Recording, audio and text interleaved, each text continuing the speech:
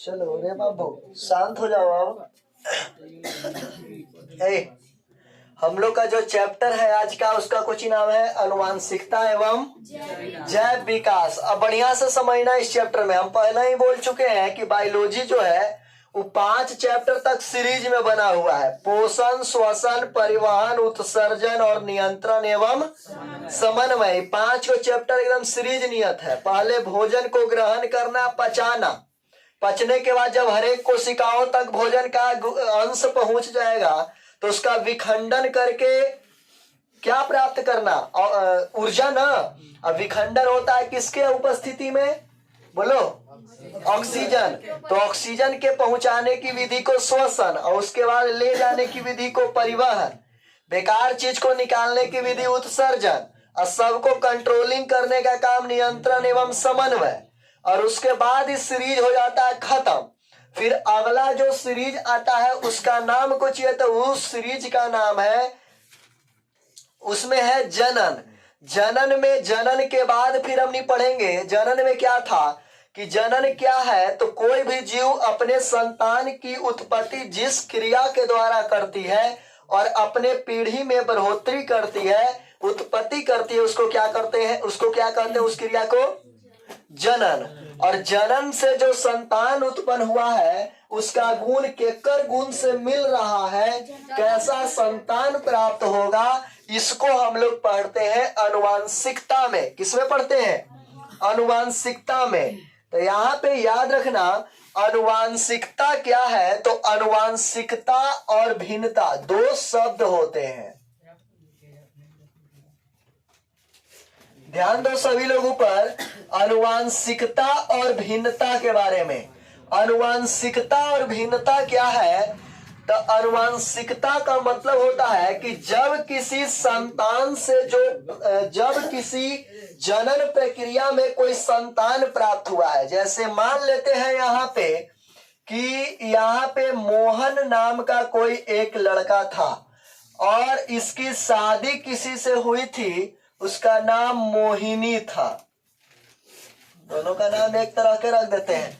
मोहन नाम का कोई आदमी था, उसका शादी किससे से हुआ था, मोहिनी से। और ये दोनों से जो संतान उत्पन्न हुआ था, अरे ध्यान से देखो सभी लोग, ये दोनों से जो संतान उत्पन्न हुआ था, छोटा वाला मोहन, इसका जो गुण है बढ़िया से देखना, इसका क्या क्या गुण है। तो जैसे मान लेते हैं कि मोहन जो है वो हाइट में लंबा था, छोटा मोहन भी हाइट में लंबा ही निकला है। तो सीधे हम बोलेंगे कि संतान का गुण जनक का मतलब माता पिता, कल बता है ना। जब संतान का कोई गुण माता पिता के गुण से मैच करता है तो इस क्रिया को अनुवांशिकता कहते हैं। क्या कहते हैं, अनुवांशिकता। लेकिन हाइट तो सही है, मोहन मान लीजिए बहुत ज्यादा काला था और छोटा मोहन जो जन्म लिया है इसका एकदम चेहरा पूरा गोरापन है। तो ये बता, ये दोनों में भिन्नता है कि समानता है। तब बोलेंगे कि संतान का वैसा गुण जो जनक जीव से नहीं मिलता है, उस गुण को भिन्नता कहते हैं। कुछ कहते हैं। तो अनुवांशिकता और भिन्नता समझ में आ रहा है कि नहीं समझ में आ रहा है। अनुवांशिकता क्या है, तो जनन प्रक्रिया से जन्मे वैसे संतान जिसका कुछ गुण जनक के गुण से मिलता है, इसको अनुवांशिकता कहते हैं। लेकिन कुछ गुण जनक जीव से नहीं मिलते हैं, इसे भिन्नता कहा जाता है। और अनुवांशिकता तथा भिन्नता का अध्ययन जिस चैप्टर में हम लोग करते हैं, इसके अध्ययन के सामूहिक रूप को अनुवांशिकी कहा जाता है। क्या कहा जाता है, अनुवांशिकी। तो इससे भी याद रखना अनुवांशिकी क्या होता है। तो अनुवांशिकता तथा भिन्नता को सामूहिक रूप से जो अध्ययन करते हैं उसी को हम लोग क्या कहते हैं, अनुवांशिकी। तो ये बोलो, यहां तक क्लियर है कि दिक्कत, क्लियर है ना सभी को। अनुवांशिकी में होता क्या है, तो अनुवांशिकी में इसमें मेनली डीएनए को डिफाइन किया जाता है। और ये डीएनए क्या होता है इसके बारे में समझना।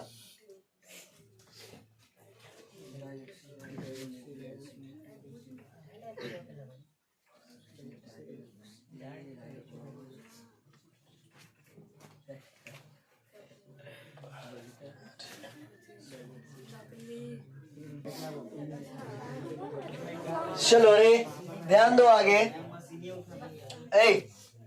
आगे ध्यान देना, बढ़िया समझना।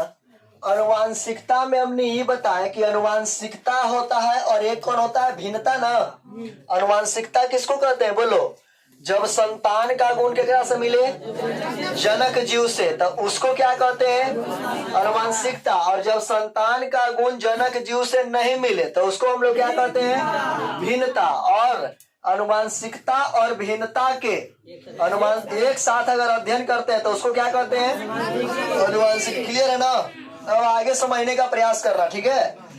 हमारा जो शरीर है या सजीव का जितना भी शरीर है, सजीव और निर्जीव में सबसे बड़ा अंतर कोई है तो सबसे मुख्य अंतर यही है कि सजीवों का शरीर कोशिकाओं से बना होता है, जबकि निर्जीवों का शरीर कोशिकाओं से बना हुआ नहीं होता है। इस सबसे बड़ा अंतर है, इसमें कोई भी नहीं काट सकता है। तो सुनना बढ़िया से, कुछ थैंक यू।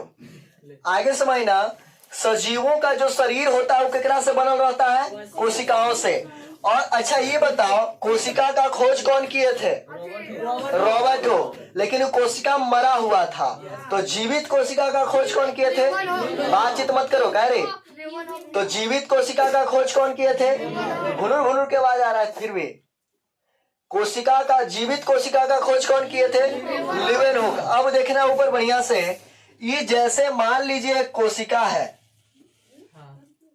कोशिका के बीच में क्या होता है, केंद्र। कोशिका द्रव्य होता है जिसमें बहुत सारे अंगक होते हैं, mitochondria, Golgi body, ribosome, lysosome, इस तरह से होता है ना बहुत सारा।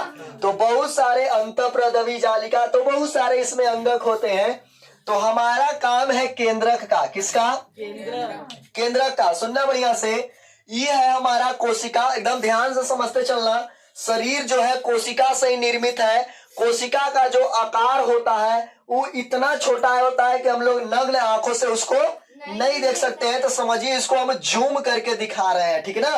अच्छा ये बताओ, कोशिका हम लोग नहीं देख सकते हैं तो हमारा शरीर में कितना कोशिका लगा होगा, लाखों करोड़ों कोशिकाएं होती है। और जैसे एक कोशिका को हम जूम करके यहाँ पे दिखा रहे हैं, देखना बढ़िया से, कोशिका इन्ने है, उधर नहीं है कोशिका। बढ़िया से देखना इस कोशिका को। कोशिका का खोज कौन किए थे, वो कोशिका मरा हुआ था, लेकिन जीवित कोशिका का लीवेनहुक। और इसके अंदर में है एक केंद्रक। ये बताओ, केंद्रक का खोज कौन किए थे, रॉबर्ट ब्राउन। कौन किए थे, रॉबर्ट ब्राउन। केंद्रक का खोज कौन किए थे, रॉबर्ट ब्राउन। अब देखना, ये केंद्रक का जैसे ही खोज हो गया तो एक साइंटिस्ट थे, वो अब चले इसको खोजने के लिए कि इसके अंदर में क्या है। केंद्रक के अंदर में भी तो कुछ होना चाहिए ना। तो इस केंद्रक के अंदर वाले भाग को जब ढूंढा गया तो केंद्रक के अंदर में इस प्रकार की संरचना देखी गई।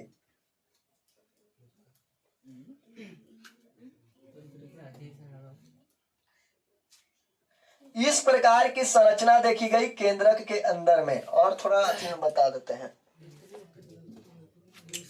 अरे तो जूम करके दिखा रहे हैं ना, इतना बड़ा थोड़ी रहेगा। हाँ जी, इसको जूम करके हम टोनी के दिखा रहे हैं, समझो। अब देखना ऊपर, ध्यान दो ऊपर, ये केंद्रक के अंदर में है, ठीक ना। और इस तरह का पता है, अरे सुनो, इस तरह का ऐसा मनुष्यों के हरेक कोशिकाओं के हरेक केंद्रक में 46 को रहता है। ऐसा लंबा लंबा। अब सोचो कितना छोटा छोटा रहता होगा। इसके अंदर में है लिक्विड, ठीक है। और इसके अंदर में भी एक ऐसे धागा नुमा है। बढ़िया से समझना इसको।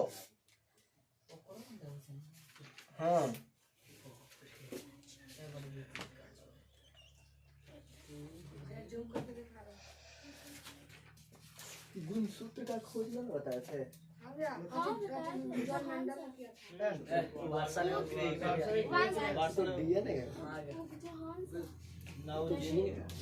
चलो देखना ऊपर, ये है केंद्रक। अरे सुनो, ये है केंद्रक। केंद्रक के अंदर ये है कोशिका। कोशिका के अंदर में केंद्रक। और केंद्रक के अंदर में इस प्रकार की संरचना मिली है, ठीक है ना। अब बढ़िया से देखना। हाँ यही हमको भी पता नहीं इसका खोज। भैया उसमें दिले है बुकवा में। इसमें दिल है। हाँ नो दिले है। गुणसूत्र का खोज। हाँ भैया दिले है।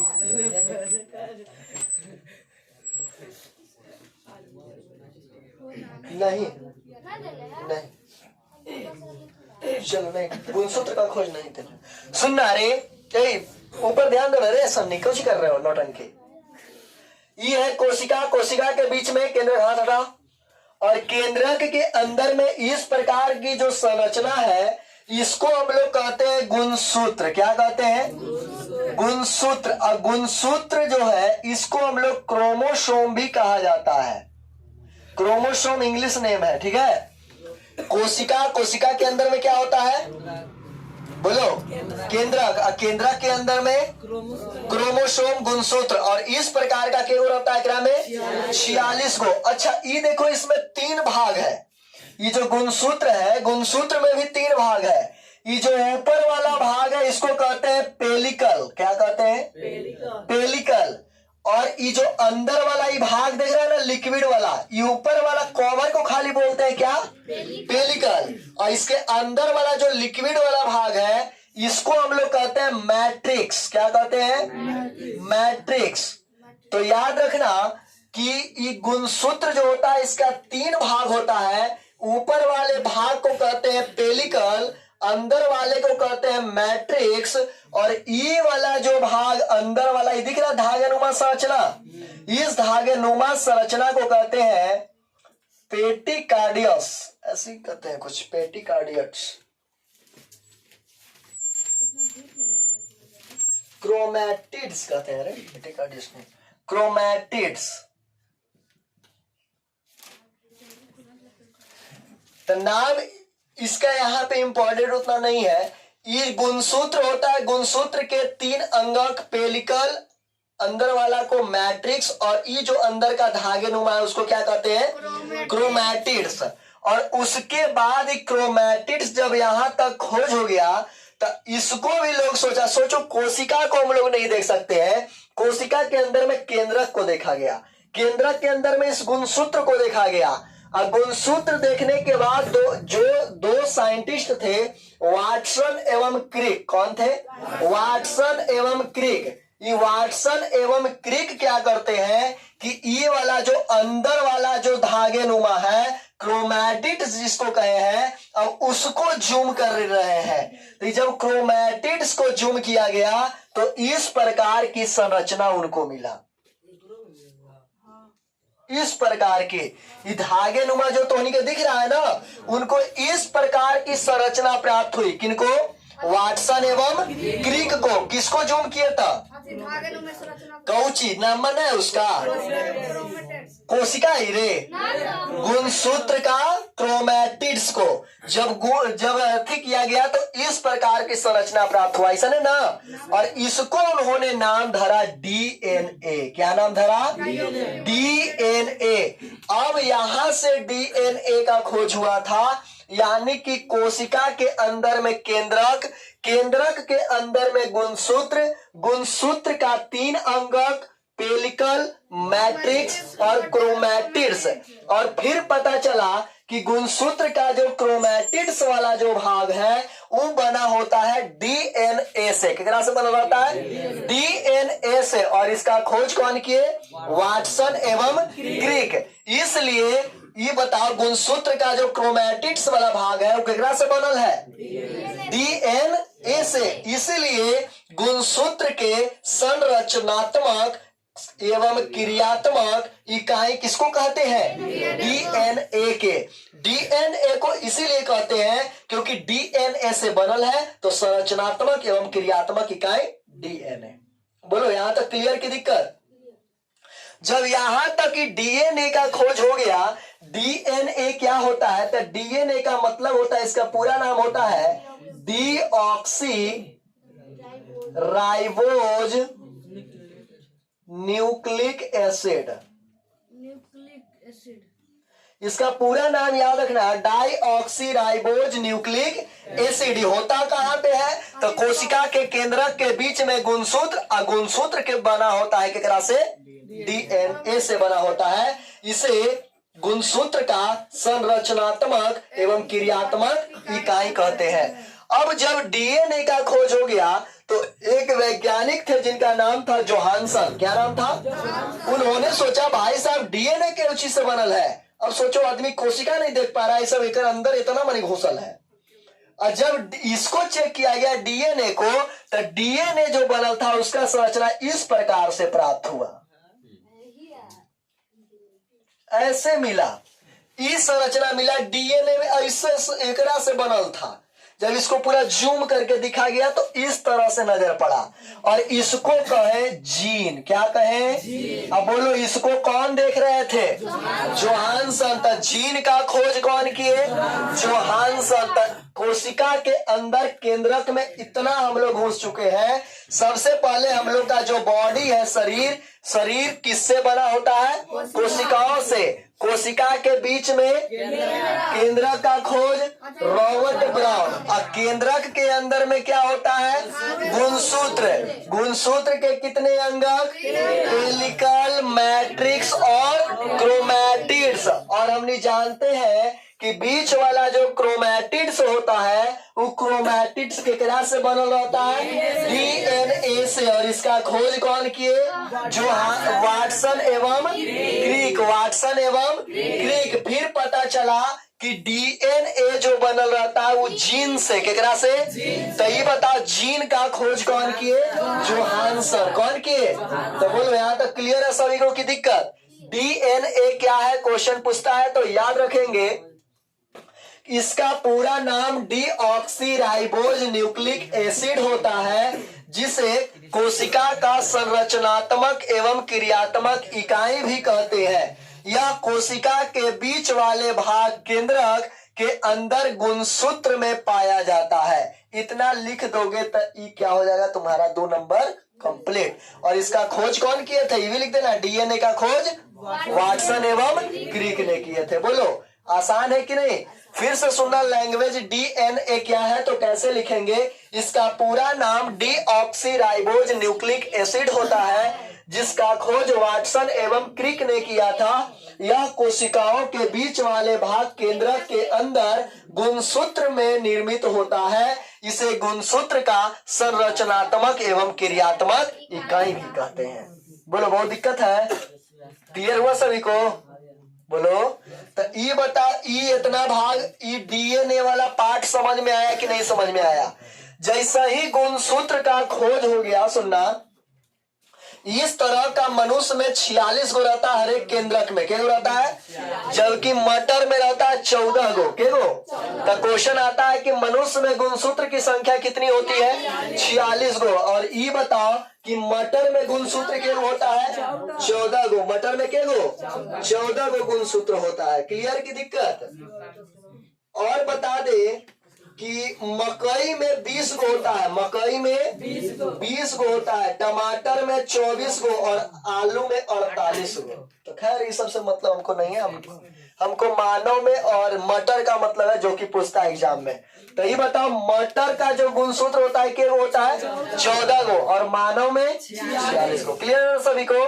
जब गुणसूत्र का खोज हो गया तो एक वैज्ञानिक थे जिनका नाम था ग्रेगर जॉन मेंडल। क्या नाम था उनका?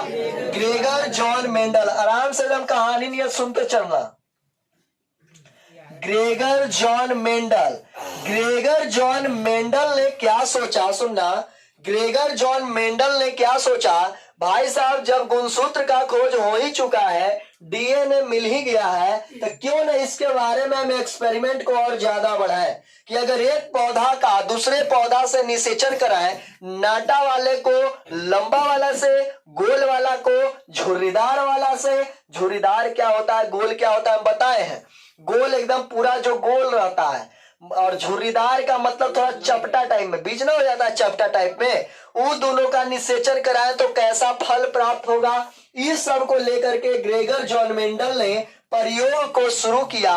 और उनके बगीचा में एक मटर का पौधा था। किसका पौधा था? मटर। तो क्वेश्चन पूछता है कि ग्रेगर जॉन मेंडल ने किस पौधा को प्रयोग किया था? तो बगीचे मटर या फिर बगानी मटर, कुछ भी ऑप्शन में रहता है, मटर खाली रहे तो समझ जाना। तो ये बताओ कि जब ग्रेगर जॉन क्या बगाने में बगीचा में रहेगा तो कौन रहेगा? ना, ऐसे थोड़ी रहेगा। ये बताओ कि ऐसे रहता है ओरहुल, सरसों, बगानी मटर, इस तरह से रहता है। तो ये बताना ऑप्शन कि ग्रेगर जॉन मेंडल ने प्रयोग के लिए किस पौधा को नियुक्त किया? मटर का। और उन्होंने मटर का पौधा लेकर के उसके गुणसूत्र का अध्ययन किया तो पता चला उसमें केगो गुणसूत्र है? 14 गो गुणसूत्र है, जिसको 7 जोड़ी भी कहते हैं, कहेंगे ना। और उस गुणसूत्र का प्रयोग किया उन्होंने और कुछ कुछ नियम को दिया, कैसे प्रयोग किया उस सब को देखते हैं। तो क्वेश्चन और इसलिए सबसे पहले ही बताओ गुणसूत्र के बारे में सुनना रे। सबसे पहले गुणसूत्र जब खोज हो गया, डीएनए मिल गया, तो इसके बारे में अब प्रयोग को कौन सबसे पहले कर रहे हैं? Gregor John Mendel. इसलिए अनुवांशिकता के पिता, अनुवांशिकी के जनक ग्रेगर जॉन मेंडल को कहते हैं। किनको कहते हैं? तो क्वेश्चन पूछता है कि ग्रेगर जॉन मेंडल को अनुवांशिकी का पिता क्यों कहते हैं? 2 नंबर में आता है सब्जेक्टिव कि ग्रेगर जॉन मेंडल को अनुवांशिकी का जनक क्यों कहा जाता है। तो सिंपल यहाँ पे लिखेंगे कि जब गुणसूत्र का खोज होने के बाद ग्रेगर जॉन मेंडल ने सर्वप्रथम मटर के पौधे पर प्रयोग किया तथा गुणसूत्र का अध्ययन करके उसके पीढ़ी के बारे में बताया, इसलिए मेंडल को अनुवांशिकी के। फिर से सुनना इसका लैंग्वेज। सर्वप्रथम देखो, सर्वप्रथम गुणसूत्र खोज होने के बाद मेंडल ने मटर के पौधे पर प्रयोग किया तथा पीढ़ी दर पीढ़ी स्थानांतरण होने वाले डीएनए को समझाया, इसलिए मेंडल को अनुवांशिकी का पिता कहते हैं। आसान है कि नहीं है? अब क्वेश्चन ही पूछता है कि मेंडल ने मटर का ही पौधा का चयन क्यों किया था? मेंडल ने मटर के पौधे का चयन क्यों किया था? तो ऐसा मत लिख देना कि ओकर बगीचे में खाली मटर के पेड़ था, ऐसा नहीं है।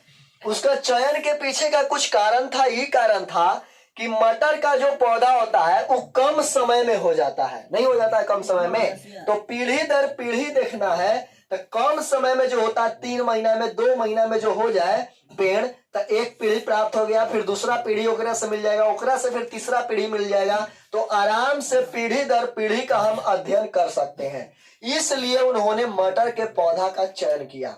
साथ में भी है कि मटर का पौधा मिलना लगभग सभी जगह आसान रहता है, आसानी से सभी जगह उपलब्ध हो जाते हैं, इसलिए मटर का पौधा चयन किया। और इसका क्या कारण है? तो सबसे बड़ा कारण ही है कि मटर का जो पौधा होता है वो मटर का पौधा द्विलिंगी होता है। क्या होता है? द्विलिंगी को हम लोग उभयलिंगी भी कहते हैं। बोलो क्लियर की दिक्कत?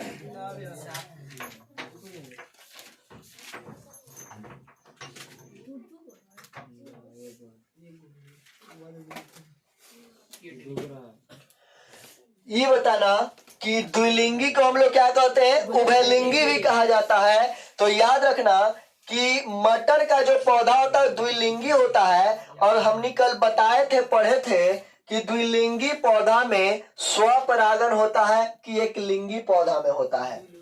बोलो द्विलिंगी में। और पर परागन किसमें होता है? तुम बताओ, पर परागन की क्रिया किसमें होती है? द्विलिंगी में कि एक लिंगी में? द्विलिंगी में। तुम बताओ पर परागन किसमें होता है? एक लिंगी में। तुम बोलो संजय, पर परागन किसमें होता है? उभयलिंगी में पर परागन और स्वपरागन दोनों होते हैं। उभयलिंगी में स्वपरागन और पर परागन दोनों होता है। क्वेश्चन ये है कि पर परागन की क्रिया किसमें होती है? तू जो बोला सही है, लेकिन ये हम पूछ रहे हैं कि पर परागन की क्रिया किसमें होती है? एक लिंगी जीव में होती है कि द्विलिंगी? एक लिंगी पौधे में होती है कि द्विलिंगी पौधे में? तो बोलो रेनिश। हाँ, पर परागन की जो क्रिया है एक लिंगी पौधों में भी होता है और द्विलिंगी पौधों में भी होता है, सभी में होता है पर परागन की क्रिया। तुम्हारा भी सही है कि द्विलिंगी पौधा में स्वपरागन की भी क्रिया होती है और पर परागन की भी क्रिया होती है। तो पर परागन की क्रिया एक लिंगी में भी होता है, द्विलिंगी में भी होता है। स्वपरागन केवल किसमें होता है? द्विलिंगी में। तो इसीलिए लिया गया द्विलिंगी पौधा ताकि हम स्वपरागन को आसानी से करा सके, और मटर यहाँ पे काफी ज्यादा उपलब्ध था इसलिए। तो क्वेश्चन आता है कि जॉन मेंडल ने मटर के पौधा का ही प्रयोग क्यों किया? तो लिखेंगे ग्रेगर जॉन मेंडल को अनुवांशिकी का जनक कहते हैं। एकदम शुरुआत ऐसा करना है कि पढ़ने में अच्छा लगे। ग्रेगर जॉन मेंडल को अनुवांशिकी का जनक कहा जाता है तथा इन्होंने सर्वप्रथम गुणसूत्रों का अध्ययन कर अनुवांशिकी के बारे में समझाया था। मटर के पीछे चयन करने का निम्नलिखित कारण है। पहला लिखेंगे मटर का पौधा द्विलिंगी होता है, अतः इसमें स्वपरागन की क्रिया आसानी से हो सकती है। दूसरा, मटर आसानी से हर जगह पे उपलब्ध हो जाते हैं। तीसरा लिखेंगे मटर को उत्पन्न होने में कम समय का वक्त लगता है, जिससे पीढ़ी दर पीढ़ी अध्ययन करने में आसानी होगी। इतना लिख दोगे तो 2 नंबर नहीं मिलेगा, कंफर्म रूप से मिलेगा। तो बोलो मेंडल ने मटर का ही अध्ययन क्यों किया? ये पता चला सभी को? मेंडल को अनुवांशिकी का जनक क्यों कहते हैं? क्योंकि गुणसूत्र को खोज होने के बाद सर्वप्रथम मेंडल ने ही मटर के पौधा पर प्रयोग करके अनुवांशिकी के बारे में बताया था, इसलिए अनुवांशिकी का जनक ग्रेगर जॉन मेंडल को कहते हैं। कितना आसान है रे। गुणसूत्र खोज होने के बाद सर्वप्रथम मेंडल ने ही मटर के पौधा पर प्रयोग किया तथा अनुवांशिकी के बारे में समझाया, इसलिए अनुवांशिकी का जनक मेंडल को कहते हैं। बोलो क्लियर की दिक्कत? क्लियर है सभी को? चलो अब आगे समझा जाए कि मेंडल ने प्रयोग को कैसे किया था। ठीक है,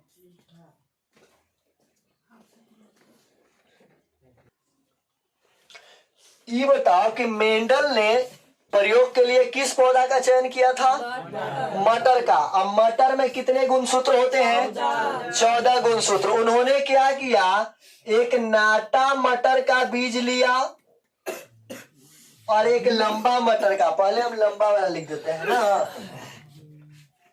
एक लंबा मटर का बीज लिया और एक किसका बीज लिया?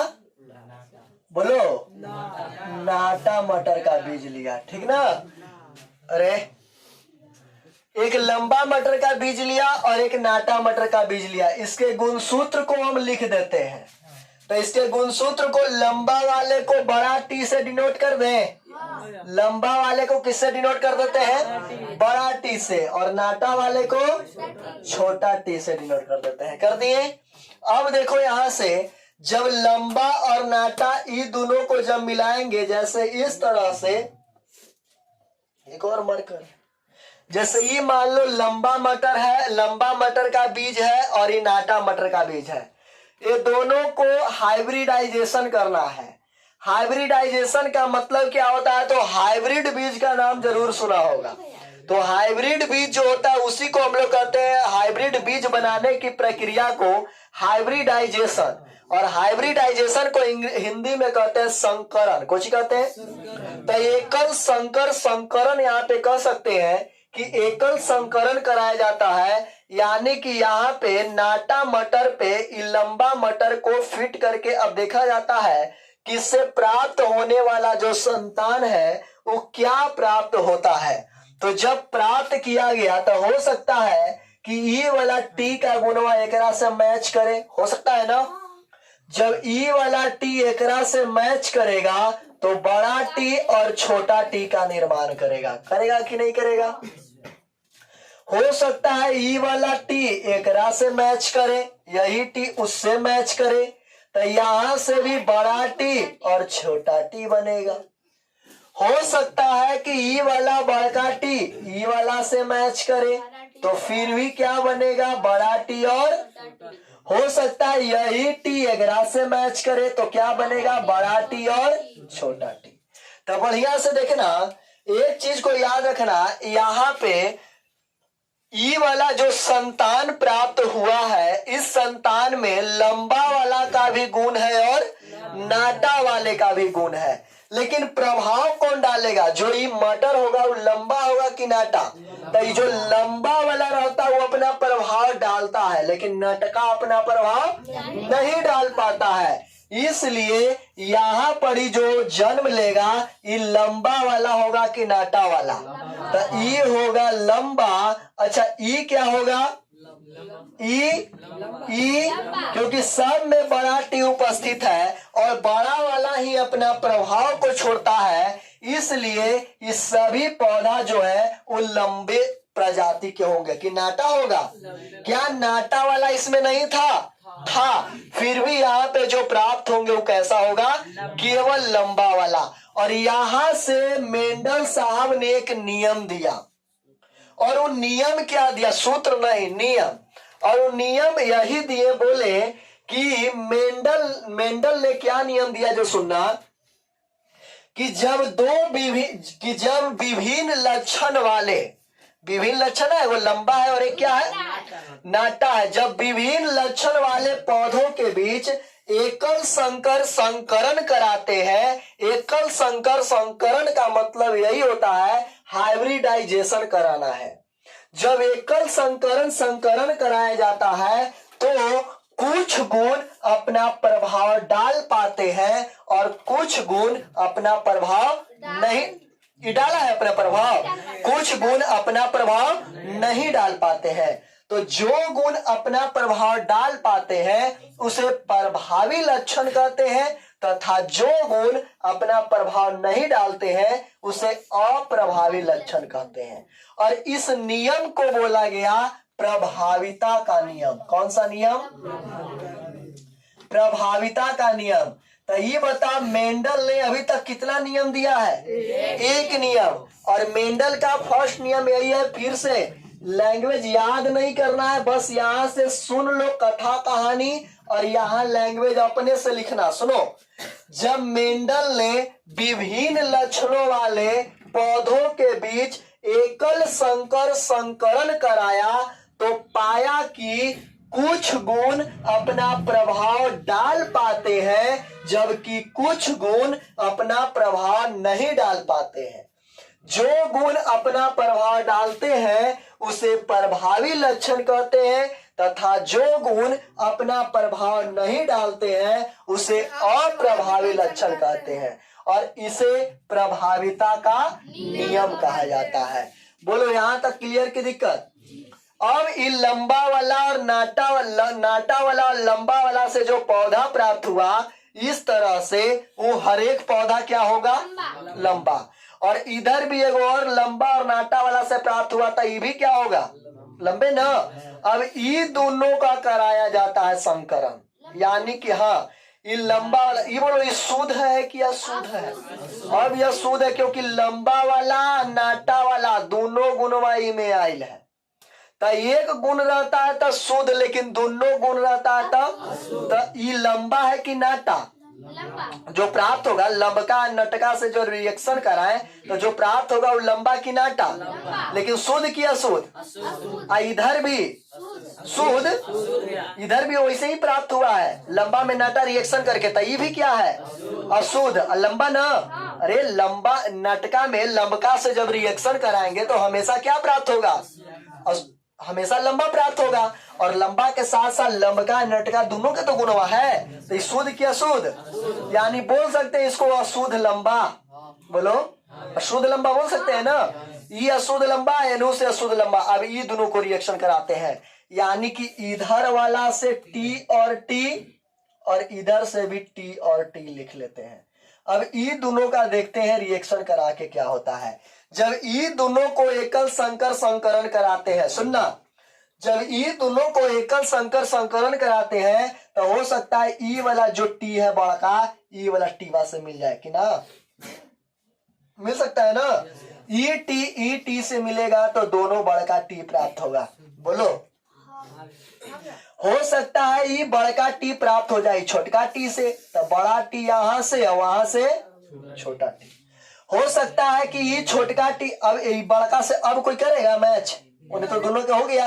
हो सकता है अभी छोटका एकरा से करे तो क्या बनेगा, यहाँ से छोटा टी और वहां से हो सकता है ये छोटका टी छोटका से करे तो छोटा टी और तो देखो क्या हो गया, ये लंबा है कि नाटा, सोच के जरा बताना। ऊपर देखो, ये लंबा है कि नाटा, लंबा, क्योंकि एकरा में क्या है कि दोनों लंबके है तो लंबे न रहेगा, यानी कि ये तो लंबा है। अच्छा ये बताओ, ये लंबा है कि नाटा, एकरा में लंबको वाला गुणवा है और नटको वाला, लेकिन हम नहीं जानते हैं कि प्रभाव लंबका वाला डालेगा कि नटका वाला, यानी पौधा क्या होगा, लंबा। अच्छा ई पौधा भी लंबा, क्योंकि इसमें लंबा नाटा भी है, लेकिन प्रभाव तो लंबके डालेगा, और ई नाटा, तो एकरा में लंबका है ये नहीं है तो प्रभाव कौन डालेगा, नाटा। लेकिन शुद्ध हो अब देखो यहाँ पे हमने जानते हैं पहिलका बार जब लंबा में नाटा वाला को रिएक्शन कराए थे तो ये अशुद्ध हो गया था, अशुद्ध होगा ना, लंबा था लेकिन अशुद्ध हो गया था। और अब की फिर अशुद्ध में अशुद्ध को रिएक्शन कराए तो देखो यहाँ पर ही ये शुद्ध मिला है कि अशुद्ध, क्योंकि इसमें केवल लंबा का गुण है, ये भी कौची है, अब बाकी ये दोनों अशुद्ध है ना।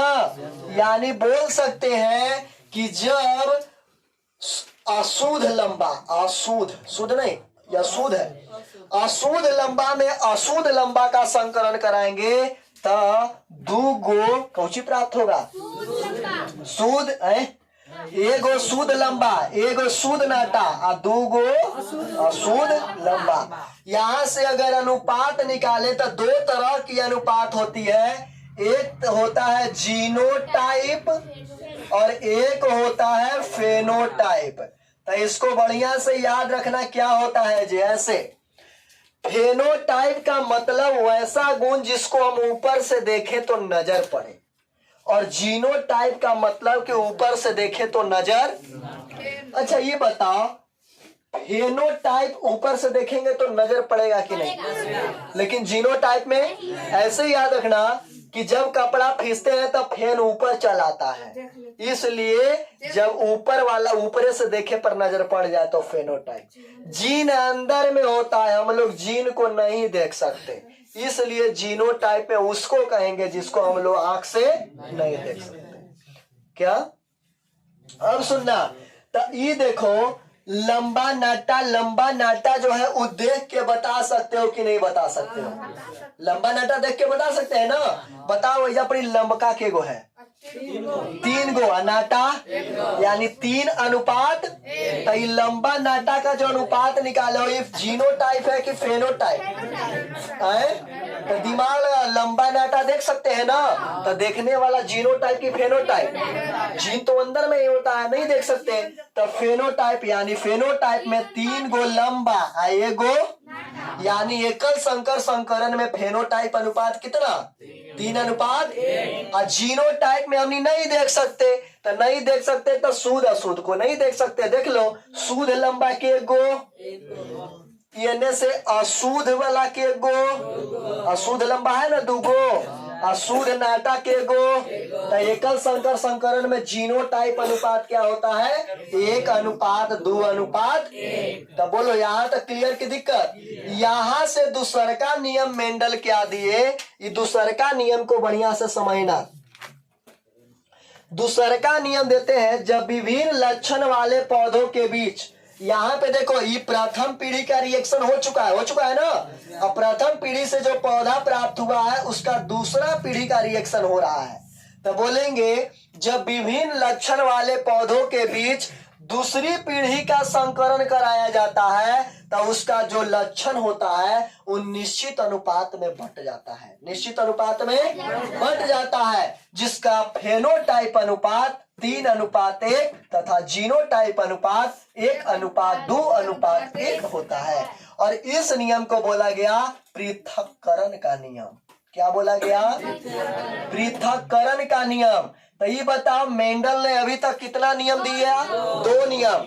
दूसर का नियम क्या है जो समझना, दूसर का नियम मेंडल साहब यही बोले हैं कि जब विभिन्न लक्षण वाले पौधों के द्वितीय पीढ़ी का जब संकरण कराते हैं तो उसका जो लक्षण है वो निश्चित अनुपात में बंट जाता है, जिसका फेनोटाइप 3:1 तथा जीनोटाइप 1:2:1 प्राप्त होता है। मेरे साथ बोल सकते हो पृथक्करण को, बोलो तो। जब विभिन्न लक्षण वाले पौधों को किस पीढ़ी का, द्वितीय पीढ़ी का क्या कराते हैं, एकल संकरण कराते हैं, तो उसका युग्मक, हाँ, तो उसका युग्मक निश्चित अनुपात में बंट जाता है, जिसका फेनोटाइप अनुपात 3:1 तथा जीनोटाइप अनुपात 1:2:1 प्राप्त होता है। बोलो बहुत हार्ड है।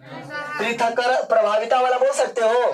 जब विभिन्न लक्षण वाले पौधों के बीच एकल संकरण कराते हैं तो कुछ गुण अपना प्रभाव डालते हैं तथा कुछ गुण अपना प्रभाव नहीं डालते हैं। जो गुण अपना प्रभाव डालते हैं उसे प्रभावी लक्षण कहते हैं तथा जो गुण अपना प्रभाव नहीं डालते हैं उसे क्या कहते हैं, अप्रभावी लक्षण। आसान नहीं है, पृथक्करण वाला भी क्लियर है ना सभी को। और अगला नियम समझने के लिए आपको द्विसंकरण समझना होगा। ये तो एक गुण पर हम आधारित पढ़े हैं, लंबा नाटा, अब की 2 गुण पे पढ़ेंगे और ओकरा से निकलेगा तीसरा नियम, तब 2 गुण वाला बढ़िया से समझना। द्विसंकरण को बढ़िया से समझना। द्विसंकरण के लिए इन्होंने क्या किया जी, देखो कि मेंडल ने द्विसंकरण के लिए इन्होंने 2 बीज लिया, फिर से एक संकरण, एकल संकरण के लिए क्या नाटा और लंबा लिए थे ना, इसमें 2 तरह के बीज लिए। पहलका बीजवा जो है वो गोल है तथा लाल रंग के, लाल था, कैसा था, गोल और पीला, गोल और पीला बीज हम लेते हैं, ठीक ना। और अगला जो बीज लेते हैं वो है झुर्रीदार हरा, झुर्रीदार हरा, ठीक ना। 2 को बीज लेते हैं इस तरह से।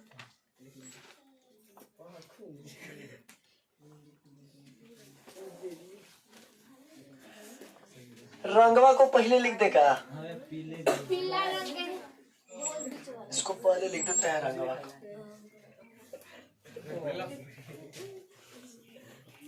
पीला गोल और हरा झुर्रीदार। चलो रे ऊपर देखो, अब की 2 को जो बीज लिया गया है, पहल का बीजवा कैसा पीला और अब की झुर्रीदार कैसा होता है, चपटा टाइप का बीज, ठीक ना। ये प्रयोग किस पौधा पे हो रहा है, अरे कौन से पौधा पे हो रहा है, मटर पे। अब देखना थूर देंगे ना तो सही हो जाएगा, गधा चौपट। एक दिन से समझ में नहीं आता है। यहां पे देखना इसका जो गुण है पीला रंग का, रंग को हम आर से डिनोट कर दें, रंग को डिनोट कर देते हैं आर से, और जो आकार है ना उसको डिनोट कर देते हैं न वाई से कर देते हैं इसको डिनोट। कुछ से कर सकते हो, अपना मन क्या है, कुछ कर सकते हैं। ऐसे पढ़ाते टाइम कुछ किए थे, पढ़ाते टाइम रंग के कुछ से किए थे, एक से ना किए होंगे, वाई और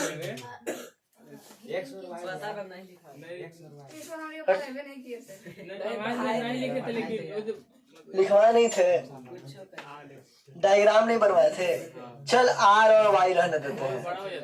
देखो रे, यानी कि पीला वाला को हम डिनोट करते हैं केकरा से, और गोल वाला को, हाँ, रंग को डिनोट हम कर दिए कौची से, आर से। आकृति को, यहाँ भी हरा रंग है ना, डिनोट कर देते हैं छोटा, ये भी आकृति डिनोट कर देते हैं छोटा। हाँ, ऐसे घुमावल रहेगा तो छोटा वाई समझना, सीधे रहेगा तो बड़ा वाई, ठीक ना। और आर तो समझिए जाओगे। हो सकता है रिएक्शन कर जाए एकरा से, कर सकता है ना, तो यहाँ से प्राप्त होगा बड़ा आर और छोटा आर। अरे उल्टा कैसे हो गया रे, ऐसा ही तो है।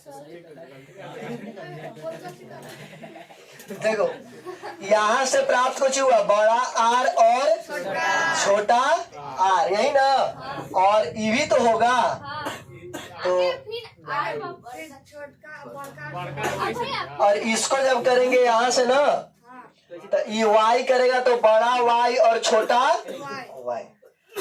अब देखो ऊपर, रे बढ़िया से देखना कि जो यहाँ से प्राप्त हुआ बड़ा आर छोटा आर बड़ा वाई और छोटा वाई, ठीक ना। ऐसे भैया, हाँ ऐसा ही यहाँ पे ऐसे किए थे, गुणवा 2 गुण रहता है रे, यही ना गड़बड़ हो रहा था। अब ठीक है, तो यहाँ पे ई बड़ा आर कर दिया कितना से, छोटा आर से। हालांकि हर बार करेगा तो यही प्राप्त होगा, क्योंकि प्रथम पीढ़ी में चेंज नहीं ना होता है। एक संकरण में भी देखा, एकल संकरण में पहिलका पीढ़ी में चेंज हुआ था, सब में लंबा ही मिला था शुद्ध वाला, तो एक में सब में वैसे ही प्राप्त होगा। ये बड़ा आर मिला, वहां से छोटा आर, बड़ा वाई वहां से छोटा वाई, यही ना। अब देखना यहां से जब इस तरह का काम हुआ, तो यहां से ऐसा हो सकता है कि यहाँ पर ये जो बीज होगा वो कैसा मिलेगा। ये आर किसको डिनोट करता है, रंग को की आकृति को। तब बड़ा वाला प्रभाव छोड़ता है कि छोटा वाला। तब बड़ा आर जो है वो कैसन है, लाल है कि हरा है कि पीला, यानी कि बीज कैसा मिलेगा। अब बड़ा वाला गुण प्रदर्शित करता है, तो बड़ा वाई की छोटा वाई, और बड़ा वाई कैसा, यानी कि जो बीज प्राप्त होगा वो कैसा होगा, पीला गोल। इधर भी जो जितना भी बीज मिलेगा सब कैसा मिलेगा। हो सकता है आपकी रिएक्शन एकरा से कर ले, तो हमेशा वही केस बनेगा, पीला और गोल का। तुम बना के देख सकते हो।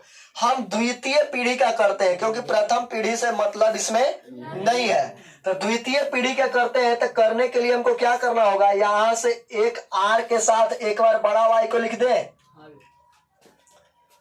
देखो ऐसा करते हैं, एक बार बड़ा आर के साथ किसको लिख दें, बोलो तो बड़ा वाई को।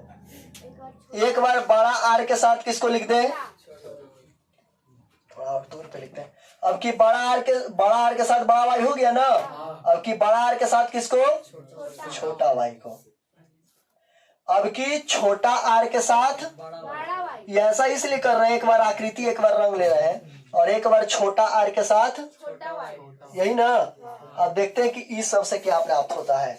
जब ई सब से करोगे तो बहुत लॉन्ग जाता था, नहीं जाता था। जैसे में हम करके दिखा देते हैं, तो निके हो सकता है ई आर एकरा से रिएक्शन करे, ई वाला एकरा से जब करेगा तो यहाँ से क्या मिलेगा, आर आर वाई, छोटा वाला वाई है ना। तो ई बतावी कैसा होगा, बड़ा आर तक कैसन रंग, पीला, बड़ा वाई तक कैसन आकृति। फिर हो सकता है एकरा से करे, ई ओकरा से करे, फिर ई सब से करे। तो ऐसे थोड़ा एकदम बहुत डिफिकल्ट टाइप के हो जाएगा, नहीं हो जाएगा डिफिकल्ट टाइप के, तो ये थोड़ा लॉन्ग चल जाएगा। तो इसका सीधे एक बार में याद रखना कि इसका जो जीनोटाइप आएगा, जीनोटाइप और फेनोटाइप, इसको डायरेक्ट लिख देते हैं। इसको पढ़ाते टाइम हालांकि बताए थे, पूरा एकदम लिख लिख के बताए थे ना, जीनोटाइप और फेनोटाइप। अरे देखो जीनोटाइप और फेनोटाइप, तो इसका जो फेनोटाइप अनुपात आएगा याद रखना 9:3:3:1, 93:31। और इसका जो है जीनोटाइप का याद करना बहुत आसान है, 12 दूनी 24 और 2 बार 12 और फिर 1, यानी लिखना है 12 दूनी 24 फिर 2 बार 12 और 1 बार 1, अनुपात लगा देना है। यही होता है जीनोटाइप, यही होता है जीनोटाइप अनुपात। तो अगर क्वेश्चन है कि मेंडल के द्विसंकर संकरण में जीनोटाइप अनुपात क्या होता था, तो याद रखोगे 12 24 12 12 1 और फेनोटाइप 93:31। लेकिन एकल संकर संकरण की बात करें, यहाँ कंफ्यूज मत होना, द्विसंकरण में बड़ा वाला है, एकल संकरण में छोटा वाला। तो अगर एकल संकरण की बात करें तो वो 121 था, यही था ना जीनोटाइप। अब फिर यही ना, अब फेनोटाइप था 31, यही था। तो फेनोटाइप 3:1, जीनोटाइप 121, जबकि द्विसंकरण में जीनोटाइप 12 का 12, 12 दूनी 24, 12 दो बार 1 बार 1। अब फेनोटाइप की बात करें तो 93:31, यही था फेनोटाइप। क्लियर है यहां तक? यहां से तीसरा नियम क्या है? तो तीसरा नियम है स्वतंत्र आव्यूहन का नियम, स्वतंत्र आव्यूहन का नियम। तो यहां से बोलेंगे इस नियम को कैसे बोलेंगे? तो इस लैंग्वेज को ऐसे बोल सकते हो कि जब मेंडल ने दो विभिन्न लक्षण, वहां पे एक लक्षण था इसलिए एकल संकरण, वहां पे नाट्य लंबा था ना, यहाँ पे दो गो गुण है अलग अलग, एगो पीला है और एगो कैसन है, और फिर एगो गोल है एगो झुर्रीदार, यानी दो गो अलग अलग गुण है।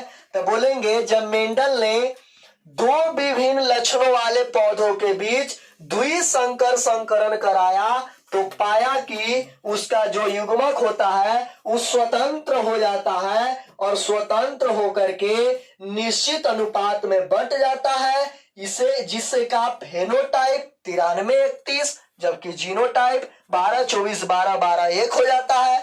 इसे ही स्वतंत्र आव्यूहन का नियम कहते हैं। कौन सा नियम? स्वतंत्र आव्यूहन नियम। दूसरा नियम क्या था? पृथक्करण, पृथक्करण नियम। और फर्स्ट कौन सा? प्रभाविता नियम। तो प्रभाविता नियम क्या है? तीनों नियम को एक बार बोल लिया जाए एकदम साथे साथे, तीनों नियम को अगर बोल लोगे तो एकदम क्लियर रहेगा। प्रभाविता का नियम बोलना, जब विभिन्न लक्षणों वाले कौची के आगे नहीं, जैसे जैसे बोलेंगे पौधों के बीच एकल संकरण कराया जाता है तो पाया कि कुछ गुण अपना प्रभाव, जबकि कुछ गुण अपना प्रभाव नहीं डालते हैं। जो गुण अपना प्रभाव डालते हैं उसे प्रभावी लक्षण कहते हैं, जबकि जो गुण अपना प्रभाव नहीं डालते हैं उसे अप्रभावी लक्षण कहते हैं। क्लियर है? पृथक्करण का नियम, एकरो में एकल के दुई, जब विभिन्न लक्षण वाले पौधों के बीच द्विपीढ़ी का एकल संकरण कराया जाता है तो उसका युग्मक निश्चित अनुपात में विभाजित हो जाता है, जिसका फेनोटाइप कितना? 3:1 तथा जीनोटाइप 1:2:1 प्राप्त होता है। बोलो बहुत भारी है पृथक्करण। स्वतंत्र आव्यूहन क्या है? तो स्वतंत्र आव्यूहन में द्विसंकरण, जब दो विभिन्न लक्षण वाले पौधों के बीच द्वितीय पीढ़ी का संकरण कराते हैं तो उसका युग्मक स्वतंत्र रूप से बंट जाते हैं तथा स्वतंत्र रूप से निश्चित अनुपात में बंट जाते हैं, जिसका फेनोटाइप 93:31 तथा जीनोटाइप इतना होता है। स्वतंत्र आव्यूहन फिर से बोलो तो सभी लोग, जब दो विभिन्न लक्षण वाले पौधों के बीच द्वितीय पीढ़ी का संकरण कराते हैं तो उसका युग्म निश्चित अनुपात में बंट जाता है, जिसका फेनोटाइप 93:31 जबकि जीनोटाइप 12:24, 12:12 1 प्राप्त होता है। बोलो बहुत हार्ड है। इस प्रकार से मेंडल का ये तीनों नियम समाप्त हुआ कि नहीं समाप्त हुआ? क्या हो गया ना? तो अब यहां से अब मनुष्य वाला एगो बचल है लिंग निर्धारण, और उसके बाद ई अनुमानसिकता समाप्त हो जाएगा। फिर हम नहीं चलेंगे जैव विकास में। तो जैव विकास थोड़ा सा है, आधा घंटा का बचेगा, तो उसके बाद वही खत्म हो जाएगा।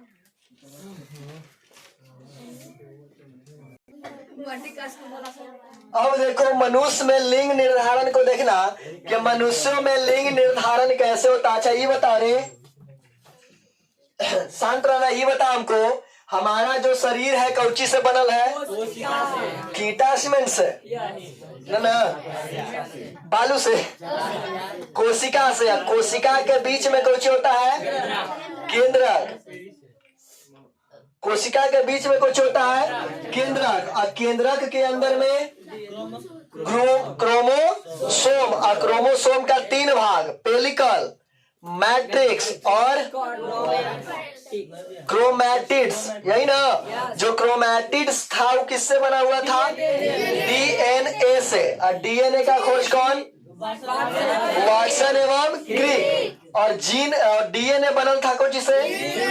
जीन से। तो डीएनए का क्रियात्मक संरचनात्मक जीन, जीन का खोज जॉनसन किए थे। अब देखना आगे, मनुष्य में गुणसूत्र के गो रहता है? तो टोटल 46 गो। के गो?